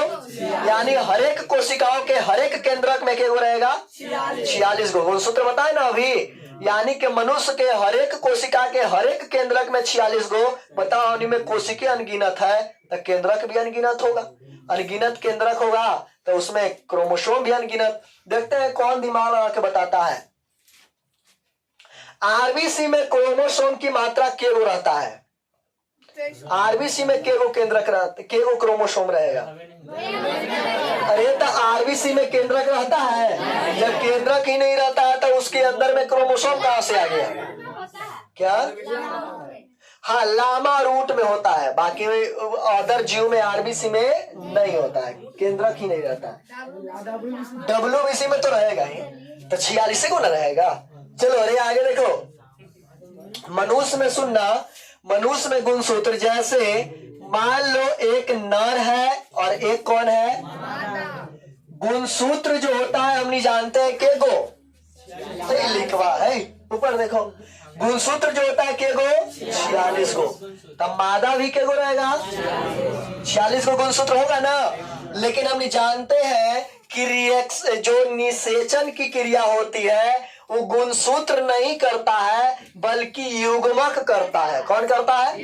और युग्मक अर्धगुणित की, द्विगुणित की पूरे। अरे युग्मक कैसन? अर्धगुणित, यानी इसके आधा करना पड़ेगा ना युग्मक बनाने के लिए। तो ये है गुणसूत्र। कौची है? गुणसूत्र। और ये है हम युग्मक का निर्माण कर रहे हैं। देखना ऊपर बढ़िया से, 46 गो में भी क्या है कि 44 गो गुणसूत्रवा सब में सही रहता है। सुनो, ये बताना हमको, पुरुष हो या मादा, नकिया का 2 गो रहता है? आंख 2 गो अगर पुरुष का है तो महिला का 1 गो रहेगा? नहीं। हाथ 4 गो तो नहीं रहेगा। तो अगर 2 गुणसूत्र को हटा दिया जाए, सुनो अरे, 2 गुणसूत्र को हटा दिया जाए तो बाकी का 44 गुणसूत्र जो पुरुष में होता है वही स्त्री में भी होता है। यानी 44 गो गुणसूत्र एकदम सेम रहता है, कोई अंतर नहीं। 2 गो गुणसूत्र अलग अलग रहता है जिसे लिंग निर्धारण गुणसूत्र कहते हैं। और नर में जो होता है उसे X और Y कहते हैं, और मादा में जो रहता है उसे X और X कहते हैं। तो यही 44 2 46, 44 2 46। क्लियर है सभी को? अब देखना यहां से हम बनाते हैं युग्मक। कुछ बनाते हैं तो युग्मक बनाएंगे तो युग्मक अर्धगुणित ना, तो 44 के आधा होगा कि नहीं होगा? और X Y में से कोई एगो ले, केकरा लेंगे? केकरा ले बोलो? X के ले ले। चलो X के ले लेते हैं, या दूसरा भी तो बनेगा ना। अरे ये तो ये को ना प्राप्त हुआ, एक और चांस है। 44 का आधा बोलो, और X को ले चुके हैं, अब की किसको? 2 गो मिल गया। यहाँ पे मादा में भी युग्मक निर्माण करना है ना, तो युग्मक करोगे तो 44 की आधा 23 हो गए 22। आई बताओ ये दोनों में से किसको लोगे तो क्या मिलेगा? 22 प्लस मिलेगा ना। अच्छा अगला जो बनाएंगे उसमें भी क्या बनेगा? 22 प्लस, तो 2 बार लिखे से कोई फायदा है? एक बार रह दे। अब देखना आगे। अब हो सकता है कि जब निषेचन की क्रिया हो रही हो तब पुरुष का ई वाला जो युग्मकवा है एक से मिल जाए। ध्यान से सुनना, पुरुष में जो गुणसूत्र होता है 46 गो 44 प्लस XY, और मादा में 46 गो 44 प्लस XX। लेकिन हम नहीं जानते हैं कि युग्मक का जो निर्माण होता है वो अर्धगुणित, यानी आधा करेंगे तो 22, और यहां से कोई आधा करोगे तो ये लोगे तो X, और एक बार ये लोगे तो Y। यहां से आधा करोगे तो 22, और एक बार इसको लोगे तो X, और इसको भी लोगे तो X है ना, तो 2 बार लिखे से कोई फायदा नहीं है। हो सकता है ई वाला रिएक्शन कर जाए एकरा से, निषेचन की क्रिया कर ले। तो अगर ई वाला एकरा से निषेचन कर ले, हम नहीं जानते हैं एक बार में 20 लाख से अधिक शुक्राणु निकलता है ना, जबकि अंडाणु एक गो 22 प्लस X, हमेशा कुछ रहेगा 22 प्लस X। यहाँ पे 22 प्लस X भी 22 प्लस Y भी, क्या कि 20 लाख में से कौन थोड़ी कोई जान रहा है, 10 लाख ही रहेगा तो 10 लाख हो रहेगा। और रेस में जोन पहले पहुंच गया, हो सकता है पहले ही पहुंच जाए, हो सकता है पहले ही पहुंच जाए। तो अगर पहले ही वाला पहुंच गया तो देखो 22 और 22 अब प्लस X गदा गुना थोड़ी करना है ना, तो 22 22 के 4 84 ना हो जाता है। 22 22 44 X दो मिला ना। अब ई बताओ, ई दोनों निषेचन करने से जो संतान प्राप्त होगा 44 प्लस X नर में था कि मादा में, तो यहाँ से जो प्राप्त होगा वो लड़की प्राप्त होगी। क्या प्राप्त होगी? जबकि अगर यहां से देखा जाए, अगर निषेचन के लिए पहले ई दौड़ लगा देता शुक्राणु, ई वाला शुक्राणु अगर पहुंच जाता और अगर ई वाला रिएक्शन करता तो 22 22 और YX, तो XY ना, तो 44 प्लस XY के कर होता है, तो यानी कि यहां से अब लड़का प्राप्त होता। तो याद रखना, लड़की में एक ही गुण होता है, लड़की में एक ही गुण सूत्र है 22 plus X, 22 plus X, 22 plus, लड़का में है 22 प्लस X, 22 प्लस Y। तो ये लड़का के ऊपर है कि बेटा होगा कि बेटी, लड़की के अंडर में कुछ भी तो लड़के के अंदर में क्या है, जोन पहले जाएगा उसको ना, तो इसको कैसे गलती है? तो लड़की के अंदर में कुछ है, कोई की गलती नहीं, भगवान की गलती है। चल देखो छोटका और है, तो ये देखो ऊपर ओकरा स्पेशल। चल देखो, अरे सुनो, अरे छुटकी देखो, यानी कि 22 प्लस X और 22 प्लस Y। बताओ, यदि X वाला गुणसूत्र, पुरुष का X वाला गुणसूत्र मिलेगा तो क्या होगा, लड़का की लड़की? लेकिन Y वाला गुणसूत्र मिला तो क्लियर ना, सभी को पक्का ना। लेकिन अगर गुणसूत्र का हेर फेर हो जाए, 46 को यहाँ भी है कि ना, यहाँ भी 46 को है, कभी कभी क्या हो कि, अच्छा ये बताओ पुरुष का कितना गुणसूत्र गया है? 22 प्लस X यानी टोटल 23 को हुआ ना, और लड़की में भी क्या गो था ना, दोनों मिलकर के संतान बनाया, यहाँ भी 23, यहाँ भी। कभी कभी गड़बड़ क्या हो जाता है कि यहाँ से 22 हो जाता है, 21 प्लस X 22 हो जाता है, तो वहां से 24 को होना पड़ता है, तब ना 46 को होगा। तो यहाँ से 22 को जाए, इन्हें से 23 को नहीं जाए, 23 को जाए तो एकदम करेक्ट है। अगर इन्हें से 22 को जाए तो उन्हें से क्या को आना पड़ेगा? अरे कभी कभी होता है किसी कारणवश इन्हें से 22 को जाए तो उन्हें से क्या को आए 24 को, तो इस 46 को तो करना है। तो इस प्रकार से जो संतान प्राप्त होगा उस संतान प्राप्त किन्नर होगा। क्या होगा? जेकरा में ये बता, लड़का वाला ज्यादा गुणवा है कि लड़की वाला, इसलिए वो किन्नर बहुत ज्यादा सुंदर रहेगी। कुछ कुछ किन्नर बहुत ज्यादा सुंदर होता है, कुछ कुछ किन्नर एकदम में पता है ना। तो ये जो किन्नर होगा ये कैसा होगा? सुंदर की कैसा? सुंदर ना, लड़की वाला गुण ज्यादा। लेकिन कभी कभी मान लो इधर से लड़का वाला ही जो है 23 के जगह 24 को ट्रांसफर हो जाए तो उनमें से क्या होगा? क्योंकि 46 ही करना है। तो अगर इस प्रकार से हो गया तब समझ लीजिए कि किन्नर रहेगा लेकिन लड़का वाला गुणवा ज्यादा रहेगा। वो किन्नर लड़का नहीं है, हो सकता दाढ़ियों मोछ आ जाए। वो लड़का कैसा रहेगा? हाँ, लड़का नहीं है। तो इस प्रकार से किन्नर का जन्म होता है। बोलो, मनुष्य में लिंग निर्धारण सभी को समझ में आया? क्वेश्चन आता है कि मनुष्य में लिंग निर्धारण कैसे होता है, तो आपको लैंग्वेज बना के लिखना होगा। भारत में पुरुष और महिला के को है तो बता दे। अगर 1000 पुरुष है भारत में तो 941 ना 43 943 गो ही महिला है। 157 कहा 100 खाली 57 गो, बाकी 57 गो जो बचा, इस 57 गो में बचने वाले में कौन बनेंगे? तो क्या उनका शादी ना हुआ है? छोड़ के आए रे मोदी जी, छोड़ के ना भागे हैं। सलमान खान हाँ वो अपने वाइफ को सावित्री देवी की कुछ तो नाम था ना, सावित्री देवी लगता है नाम था। हाँ ये जो 57 को बचते हैं वगैरह में बचेंगे कौन? सलमान खान। तो और कौन है रे? रतन टाटा, उनका शादी ना हुआ है? हाँ तो ये सब प्राप्त होते हैं क्या बाबा राम रे। चलो रे तो ये सब बनता है यही 57 को। क्लियर? तो भारत में पुरुष और महिला का अनुपात कितना है? 1000 अनुपात 943। क्लियर है ना सभी को? तो सुनना, तो लिखेंगे इसको लैंग्वेज बना के मनुष्यों में लिंग निर्धारण कैसे किया जाता है। तो लिखेंगे कि भारत में पुरुषों तथा महिलाओं का अनुपात 1000 अनुपात 943 है। मनुष्यों में गुणसूत्रों की कुल संख्या क्या होता है? 46 गो, जिसमें पुरुषों में 44 प्लस XX तथा महिला में 44 प्लस Y। गलती बोल गए ना, जिसमें पुरुषों में 44 प्लस XY तथा महिला में 44 प्लस XX होता है। जब पुरुष का X वाला गुणसूत्र महिला के गुणसूत्र से मिलता है तो इसमें लड़की प्राप्त होती है, जबकि पुरुष का Y वाला गुणसूत्र लड़की के गुणसूत्र से मिलती है तो वो लड़की न रहती है। वही ना, वही मादा के गुणसूत्र से मिलती है तो प्राप्त संतान क्या होगा? लड़का ना रे, Y वाला मिलेगा। तो बोलो इतना सुनो रे, लैंग्वेज को फिर से सुनना। ये आवाज फटल है कि एक से फटल आवाज निकल रहा है?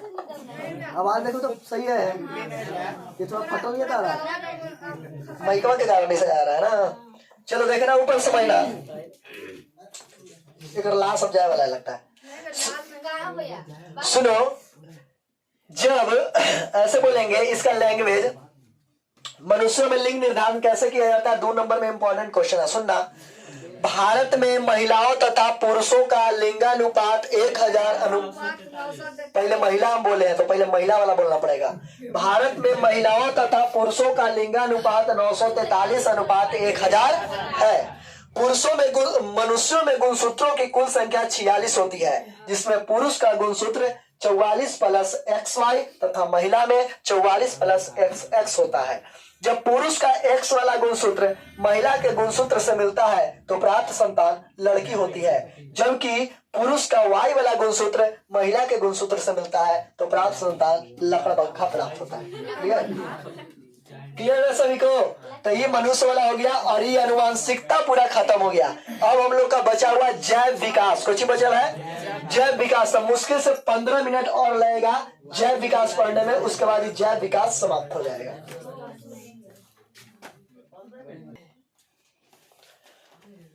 आगे समझना, अनुवांशिकता तो खत्म हो गया, जो हम लोग का बचा हुआ है उसका नाम कुछ ये जैव विकास। और जैव विकास के बारे में बढ़िया से समझना है, क्या होता है जैव विकास। तो जैव विकास क्या है, तो इसको सीधे बोल सकते हैं इस तरह से कि जीव विज्ञान की एक ऐसी चैप्टर है, ऐसी शाखा है जिसमें हम लोग जीवों के विकास के बारे में पढ़ते हैं। यानी कि प्राकृतिक, यानी कि प्रारंभ में, इतिहास में, प्राचीन में जीवों का विकास कैसे हुआ तथा उसका निरंतर कैसे कैसे बदलाव हुआ, उसी चीज को हम लोग पढ़ते हैं किसमें? जैव विकास में। जब यदि धर्म ग्रंथ का माना जाए तो हिंदू धर्म ग्रंथ ये बताता है कि धरती पे सबसे पहले मानव के रूप में मनु आए थे और शत्रुपा आए थे। मनु कौन थे? तो विष्णु का अवतार थे, और शत्रुपा लक्ष्मी की अवतार थी। यानी कि पृथ्वी पे सबसे पहले कौन आए थे? तो मनु और शत्रुपा। यह है हिंदू धर्म का। लेकिन यदि अगर इस्लाम धर्म की माने तो इस्लाम धर्म ये बताता है कि धरती पे सबसे पहले मनुष्य में आदम और अहुआ आए थे, है ना? आदम और अहुआ ना, यानी आदम और अहुआ दो थे जो कि धरती पे सबसे पहले आए थे। ये बताए थे कौन? इस्लाम धर्म वाले। और हिंदू धर्म बताते हैं मनु और शत्रुपा को। लेकिन साइंस कुछ अलग बताता है। साइंस क्या बताता है कि जब प्राचीन में करोड़ों वर्ष पहले जब वायुमंडल में पिंड का टकराव हुआ था, तो पिंड के टकराव से जो 9 ग्रह बने, उसमें पृथ्वी जो ग्रह था ये बहुत ज्यादा गर्म था। और पृथ्वी को गर्म होने के कारण इसमें से बहुत ज्यादा वाष्प निकला था। और वाष्प के कारण चारों तरफ एक अलग गैसीय अवस्था का निर्माण हो गया। और जब वह ठंडा हुआ तो लगभग लाखों वर्ष तक लगातार वर्षा हुआ।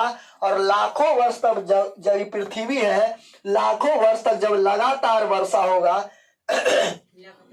हाँ, लगातार लाखों वर्ष तक वर्षा लगातार होते रहा। और जब वर्षा लगातार होते रहा, जब वर्षा तो पृथ्वी ठंडाया। और उसके बाद जब वर्षा छूटा तो जो गहरा वाला एरिया था, जो गड्ढा था पृथ्वी पे, उसमें सभी जाकर के जमा हो गए। और जब जमा हो गए तो उसी को नाम पड़ गया समुद्र, महासागर। तथा ऊंचे वाले इलाके जहां से पानी ढल करके गड्ढा में जाता था, उस इलाका का नाम पड़ गया नदी। तथा ऊंचा वाले इलाका को हम लोग स्थल कहते हैं। और इस प्रकार समुद्र का, जल का, नदियों का निर्माण पृथ्वी पे हुआ। और उसके बाद जिस तरह से धीरे धीरे हमने पानी को कहीं छोड़ देते हैं तो काई जमना शुरू हो जाता होता है ना। सबसे पहले समुद्रों के किनारे काई जमना शुरू हुआ, जिसे हम शैवाल कहते हैं। क्या कहते हैं?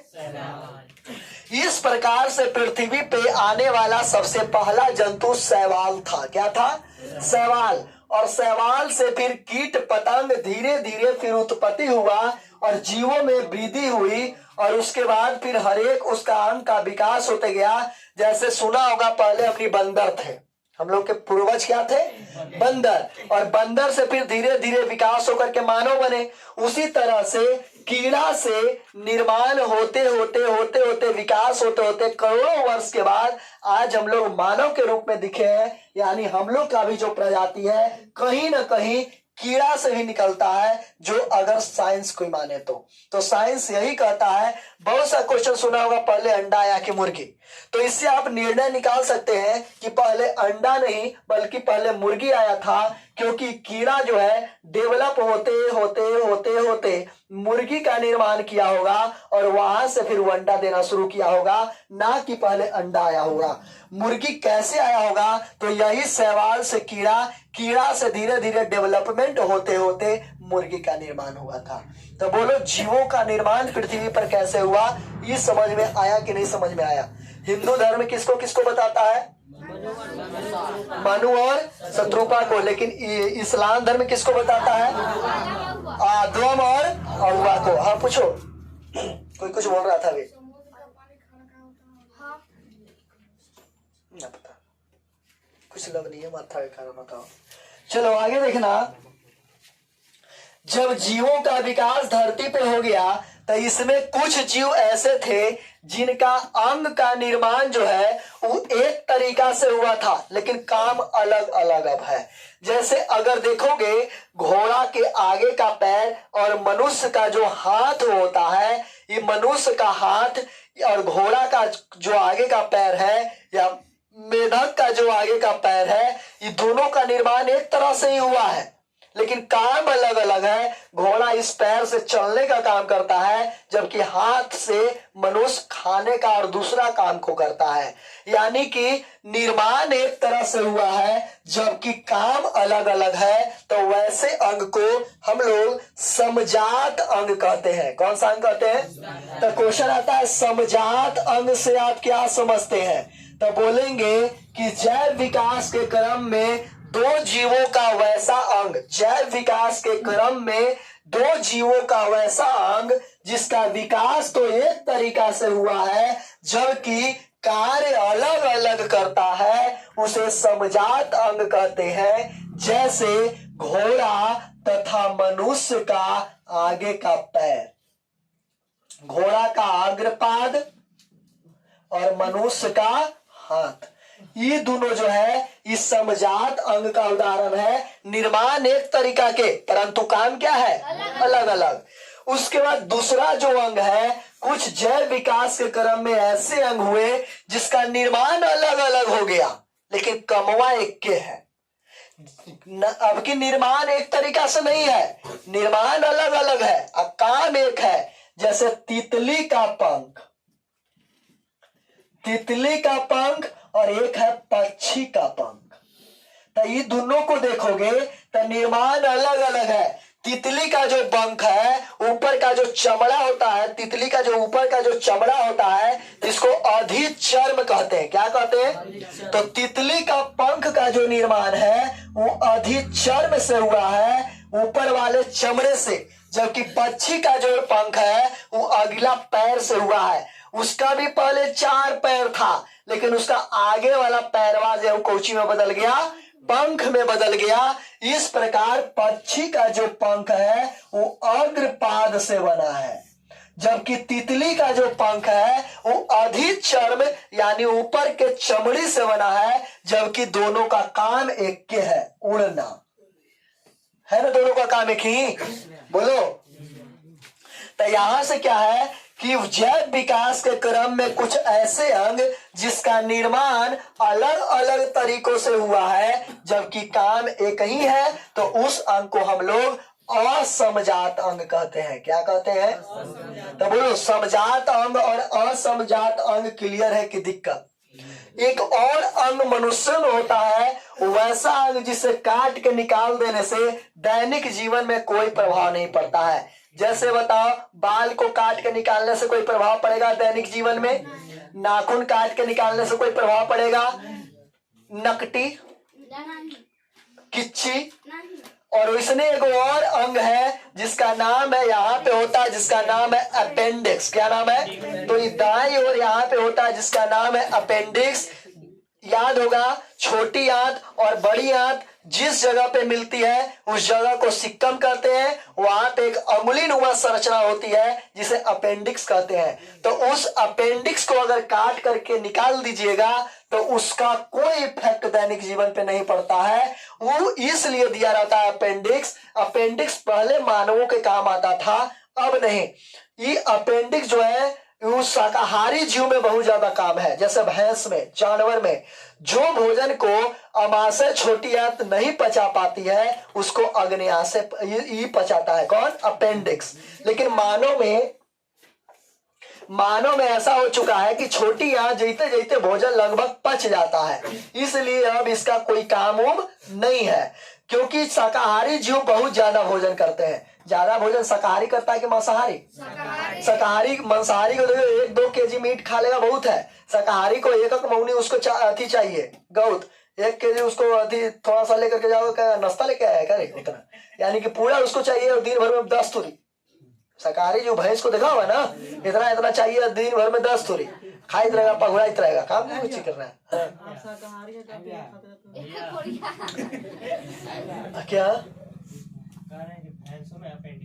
हाँ, तो अपेंडिक्स सभी जीवों में होता है, लेकिन शाकाहारी जीव जो होते हैं उसमें अपेंडिक्स काम है। उसमें उसका अगर भैंस का निकाल दोगे अपेंडिक्स तो उसका भोजन नहीं पच पाएगा। लेकिन मनुष्यों का अपेंडिक्स निकाल दोगे कोई दिक्कत नहीं है। तो मनुष्यों के लिए वैसा अंग अपेंडिक्स जो है इसको काट के आसानी से हम लोग निकाल सकते हैं। आंख के यहाँ पे एक होता है, रेड कलर का नजर पड़ रहा होगा, इसके अंदर में एक होता है जिसे कहते हैं नेफ्टी टेंगेट। क्या कहते हैं? नेफ्टी टेंगेट।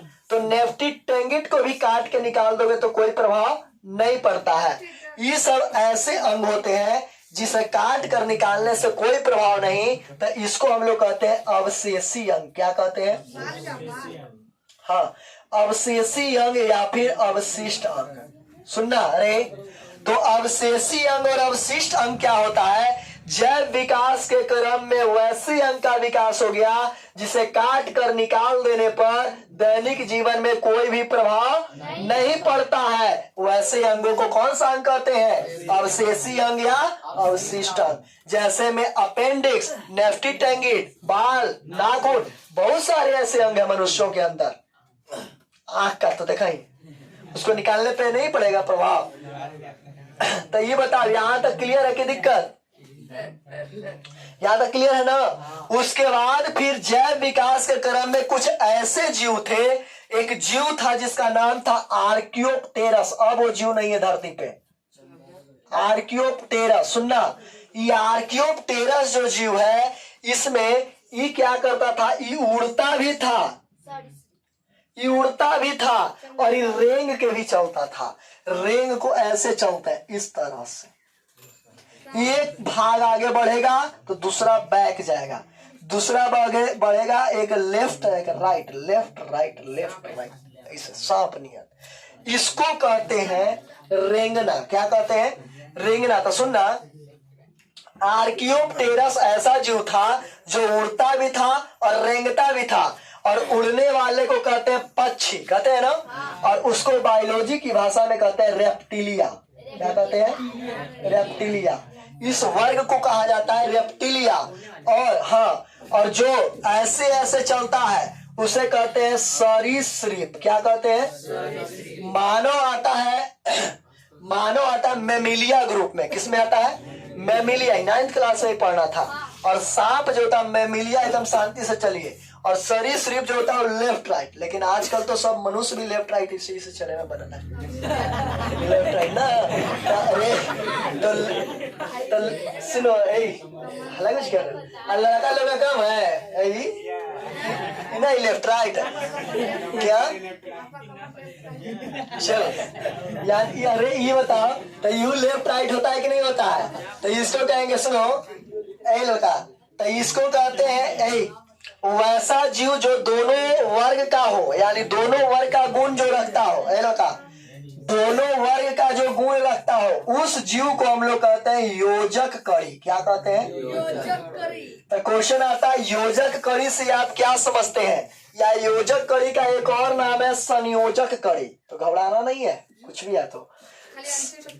संयोजक कड़ी या योजक कड़ी क्या होता है? तो जैव विकास के क्रम में कुछ ऐसे जीव जिनका गुण दो समूहों से मिलता जुलता है उसे कहते हैं योजक कड़ी या संयोजक कड़ी। जैसे आर्कियोप्टेरस।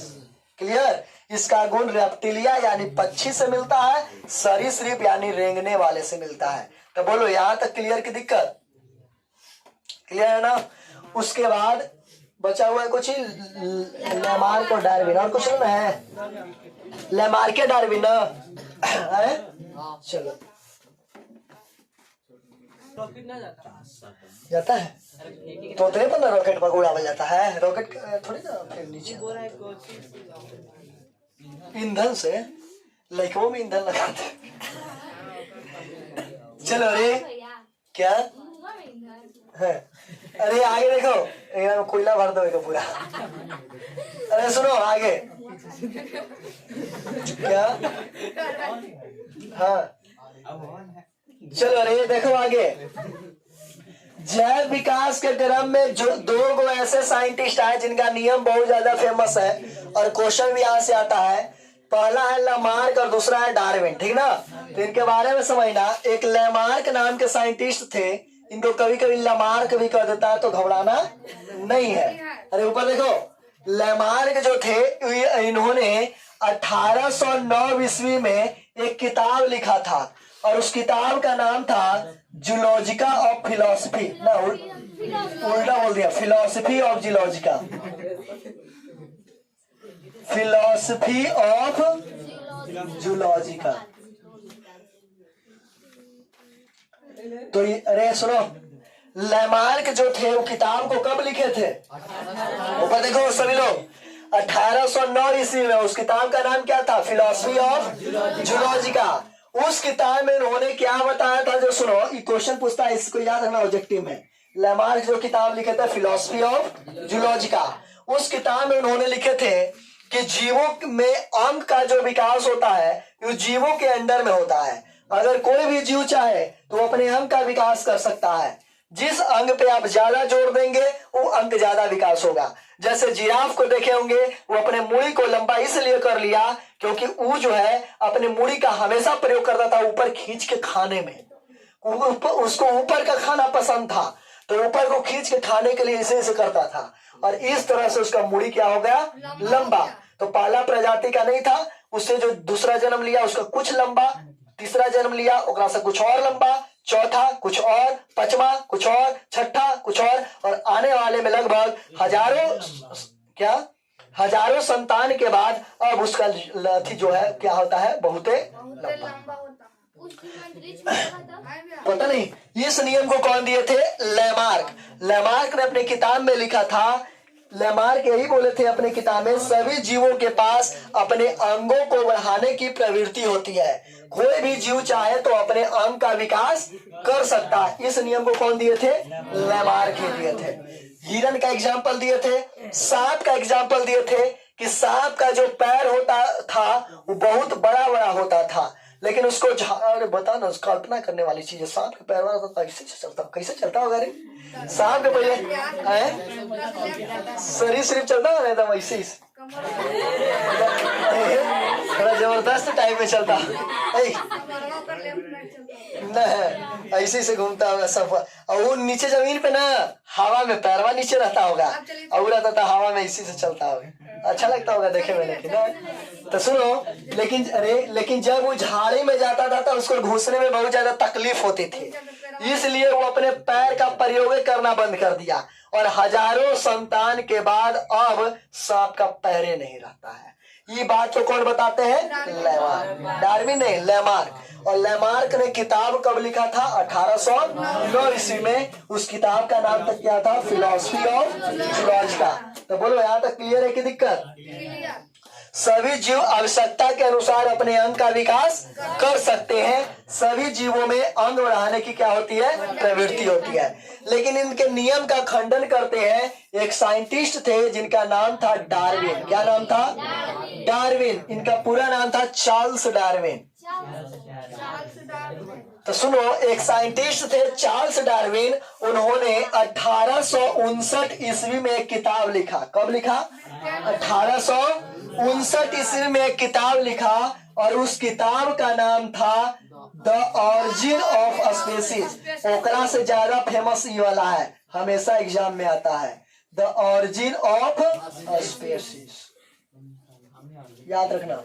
सुनो, द ऑरिजिन ऑफ स्पीसीज नामक पुस्तक को कौन लिखे थे, चार्ल्स डार्विन। कब लिखे थे, 1859 ईस्वी में। और उसमें उन्होंने क्या किया कि एक चूहा पकड़ के लाया, और चूहा पकड़ के लाने के बाद वो ये सोचना चाहते थे कि चूहा अगर ये पोछिया का प्रयोग ना करे तो चूहा का जो संतान होगा ओकरा में पोछिया रहता है कि नहीं रहता है। वो चूहा लाए और चूहा के पोछी को काट दिए, उससे जो संतान जन्म लिया उसका भी पोछी था।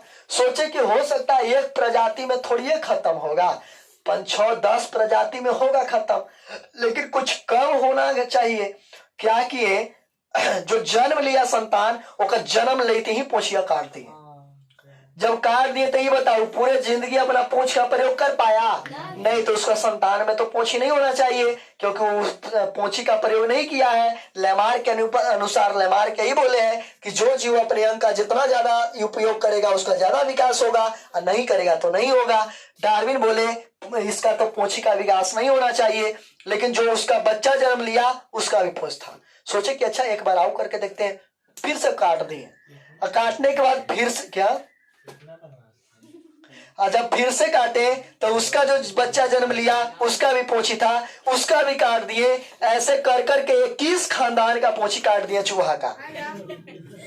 कितना खानदान के, 21 खानदान के। तो उसके बाद जो वो सोचे थे ही कि 22वां खानदान का जो चूहा होगा ओकरा में तो पोछी एकदम ही नहीं रहेगा, क्या कि 21 खानदान के पता नहीं कि पोछी कोछी होता है, प्रयोग कहाँ से करेगा, बस जन्म लेते ही काट दिए हैं। तो अब तो पोछी होना ही नहीं चाहिए, लेकिन 22वां खानदान में भी पोछी निकल गया। पोछिया रुके वाला चीज है, 22वां खानदान में भी पोछी हो गया। सुनो, तो यहाँ से डार्विन बोले कि लेमार्क का जो फिलॉसफी ऑफ जूलॉजी का बुक है वो गलत दर्शाता है। यहाँ पे चार्ल्स डार्विन नियम देते हैं कि कोई भी जो जीव है अपने अंगों का विकास वातावरण के अनुसार करता है, ना कि अपने अनुसार करता है। वातावरण में, जिस वातावरण में जो जीव रहता है उसके अनुसार वो ढल जाता है। जैसे अगर इंडिया का मनुष्य को देखोगे तो ये सब लगभग लंबाई कितनी 5.5 फीट औसतन लंबाई होती है। यही तुम वेस्ट इंडीज के आसपास चल जाओगे तो वहां उनकी लंबाई जो है वो लगभग 6.5 फीट उसकी औसत होता है ना। देखा होगा पोलार्ड सब कितना लंबा लंबा होता है, तो 6.5 फीट के आसपास चलाती है। चाइना में चल जाओगे ये तुम्हारा 4.5 फीट के आसपास पहुंच जाएगा, 5 फीट के।